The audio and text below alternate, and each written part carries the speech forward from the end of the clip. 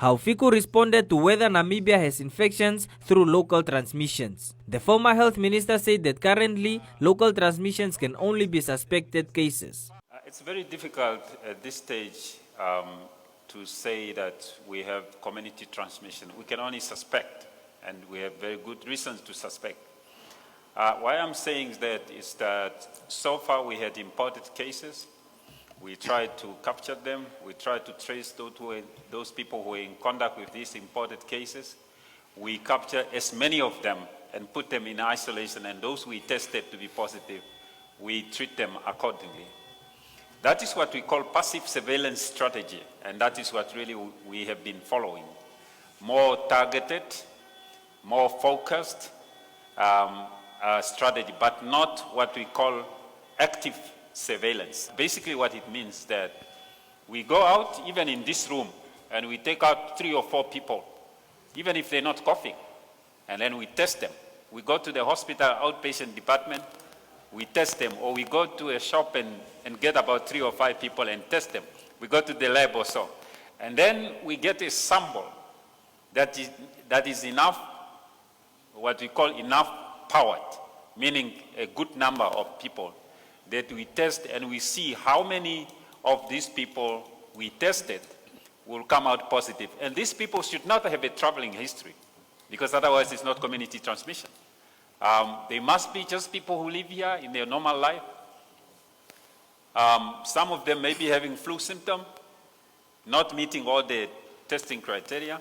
Then we can make a determination, yes, we have community transmission. At the moment, we can only suspect, and I have a strong suspicion that we have community transmission. It's a matter of finding it. Why I'm saying that is because we are almost 2 months plus into the pandemic. Hardly happened that community transmission doesn't take place. Maybe not symptomatic, but there must be some activity brewing underneath there already. Haufiku has also called for a mass testing in the country, as it is alarming that since the outbreak of the novel pandemic, the country still has only 16 confirmed cases. Something I would be surprised by, and very, very pleasantly surprised, that we only have these 16 cases linked to the imported cases, and then we go down to June, July, not picking up others. That would be a very, very pleasant and unusual surprise.